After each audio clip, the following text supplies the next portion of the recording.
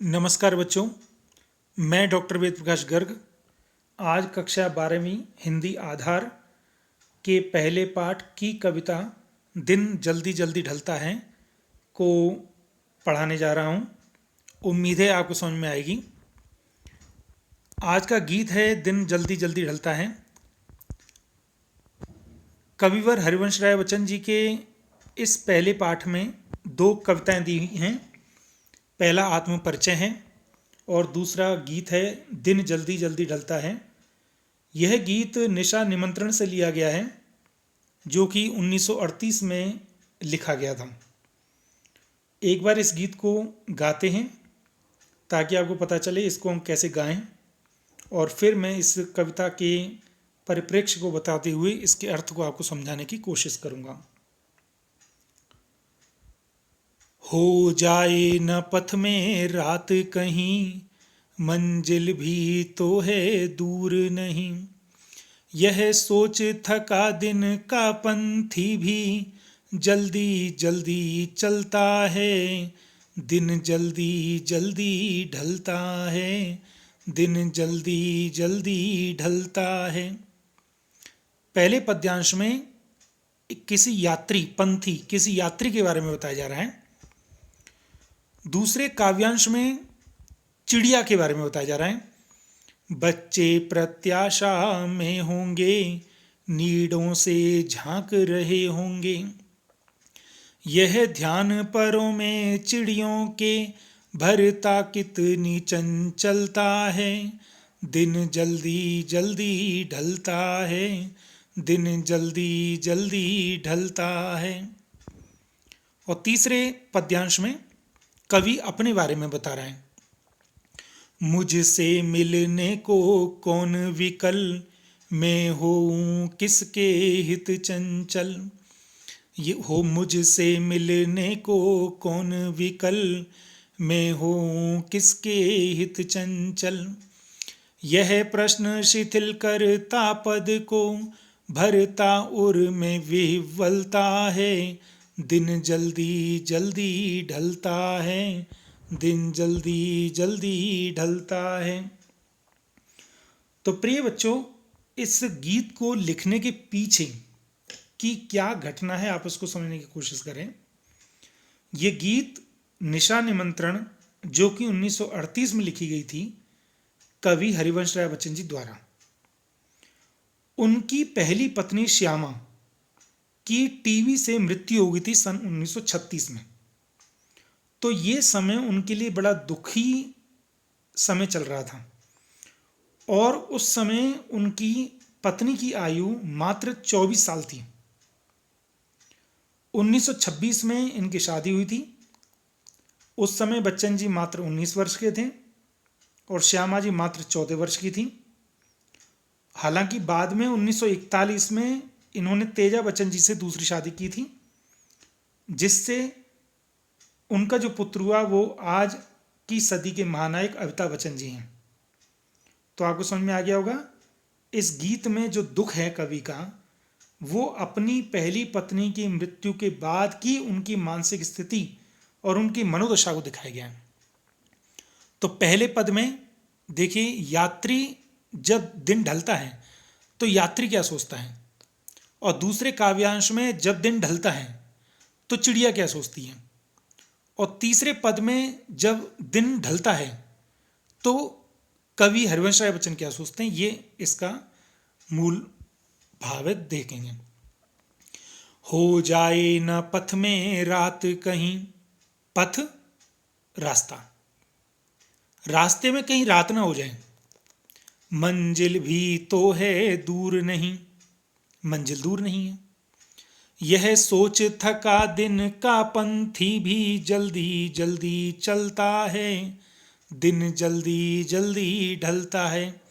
यह सोच करके पूरे दिन का थका हुआ यात्री जल्दी जल्दी चलता है।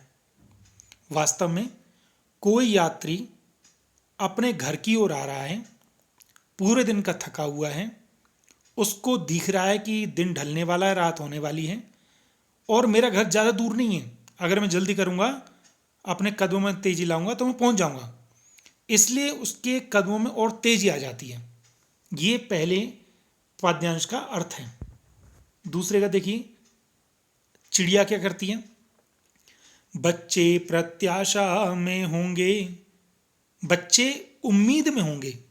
प्रत्याशा प्रति प्लस आशा, यहाँ पर यण संधि है। यण संधि में पहले शब्द के अंतिम ई को य हो जाता है अगर सामने कोई भी स्वर हो तो यहाँ पर प्रति और आशा, प्रत्याशा। बच्चे उम्मीद में होंगे, किसके बच्चे? चिड़ियों के बच्चे। और नीड़ों से झांक रहे होंगे, नीड़ घोंसला, घोंसलों से वो झांक रहे होंगे कि हमारे माता पिता आने वाले हैं दाना लेकर के। यह ध्यान परों में चिड़ियों के भरता कितनी चंचलता है। यह ध्यान, चिड़ियों को जब ये ध्यान आता है कि हमारे बच्चे उम्मीद कर रहे होंगे, नीड़ों से झांक रहे होंगे, हमारा इंतजार कर रहे होंगे, तो ये सोचते ही चिड़ियों के परों में चंचलता भर जाती है और तेजी आ जाती है। दिन जल्दी जल्दी ढलता है, तो इसमें देखिए पक्षियों का वात्सल्य भाव दिखाया गया है। तीसरा, अब इसमें कवि अपने बारे में बता रहा है। मुझसे मिलने को कौन विकल, विकल मतलब बेचैन, परेशान, उत्सुक। मुझसे मिलने को कौन विकल, लेकिन मेरे से मिलने के लिए कौन बेचैन होगा? घर पर तो कोई है नहीं। मैं हूं किसके हित चंचल, मैं किसके लिए चंचल हूं? हित लिए, चंचल मतलब बेचैन, तेजी। मैं किसके लिए अपने पैरों में तेजी लाऊं? यह प्रश्न शिथिल करता पद को, ये जो प्रश्न है कि मेरा तो कोई इंतजार नहीं कर रहा, मैं किसके लिए जल्दी जाऊं, ये जो प्रश्न है कविवर के पद को, पैर को शिथिल कर देता है, उसकी स्पीड को कम कर देता है, मंद कर देता है। और पद को मंद करने के अलावा भरता उर में विव्वलता है, और उनके उर में, उनके दिल में, उनके हृदय में विव्वलता, बेचैनी, दुख और भर देता है कि अब रात हो गई है, मैं घर जाऊंगा तो मुझे उनकी याद आएगी। तो दिन जल्दी जल्दी ढलता है, दिन जल्दी जल्दी ढलता है। तो प्रिय बच्चों, मुझे उम्मीद है आपको समझ में आ गया होगा और उसका गायन भी आपको समझ में आ गया होगा। अब इसका भाव सौंदर्य और भाषा सौंदर्य देखें। तो पहले पद में ये दिखाया गया है कि समय परिवर्तनशील है, अगर उगता है तो ढलता भी है, जीवन क्षणभंगुर है। दूसरे में ये बताया गया है कि पक्षियों में भी वात्सल्य होता है, माँ पिता का अपने बच्चों के प्रति। तीसरे में ये दिखाया गया है कि जो व्यक्ति अकेला होता है उसके जीवन की मनोदशा कैसी होती है। और भाषा सौंदर्य अगर हम देखें तो इसमें खड़ी बोली है, खड़ी बोली मतलब मानक हिंदी, परिष्कृत हिंदी है। और इसमें गेयता है, गीत गाने में आ रहा है। भाषा बड़ी सरल, सहज और सुबोधगम्य है। इसमें जल्दी जल्दी शब्द जो बार बार आ रहा है, तो यहाँ पर पुनरुक्ति प्रकाश अलंकार है। नीड़ों से झांक रहे होंगे, इस पंक्ति को पढ़ते ही हमें ऐसा लग रहा है कि हमारी आंखों के सामने चिड़ियों के बच्चे घोंसलों से झांक के देख रहे हैं। ये बिंब हमारे सामने बन रहा है। बिंब मतलब एक छाया सी हमारे सामने बन रही है, एक आकृति से हमारे सामने बन रही है, इसलिए यहाँ पर दृश्य बिंब है। और मुझसे मिलने, मुझसे में म, मिलने में म, इन दोनों में अनुप्रास अलंकार है। मैं होऊं किसके हित चंचल, इस पूरी पंक्ति में प्रश्न अलंकार है। तीसरे पद्यांश में वियोग श्रृंगार है, क्योंकि उनको अपनी पत्नी की याद आ रही है। और पूरे गीत में तत्सम शब्दों की तो भरमार है। पथ, पंथी, प्रत्याशा, नीड़, चंचलता, विकल, शिथिल, पद, उर, विव्वलता। मुझे उम्मीद है आपको समझ में आ गया होगा। अब इसके अगर हम प्रश्न पर चलें तो इस अभ्यास में एक ही प्रश्न इस गीत से दिया गया है कि दिन जल्दी जल्दी ढलता है की आवृत्ति से कविता की किस विशेषता का पता चलता है? तो दिन जल्दी जल्दी ढलता है की आवृत्ति से ये पता चलता है कि जो यात्री होते हैं या पथिक होते हैं उनको अपने लक्ष्य तक पहुंचने के लिए बड़ी आतुरता होती है। और दूसरा ये भी पता चलता है कि समय किसी की प्रतीक्षा नहीं करता। मुझे उम्मीद है बच्चों आपको ये गीत समझ में आ गया होगा।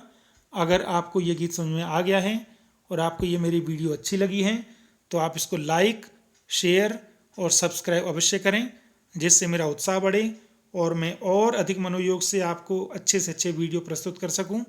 एनसीईआरटी की इस पुस्तक का प्रयोग मैंने इस वीडियो में किया है, इसलिए मैं एनसीईआरटी का भी बहुत बहुत धन्यवाद करता हूं। अब शीघ्रता से अगली कक्षा में मिलते हैं। बहुत बहुत धन्यवाद, बहुत बहुत हार्दिक आभार। जय हिंद, जय भारत।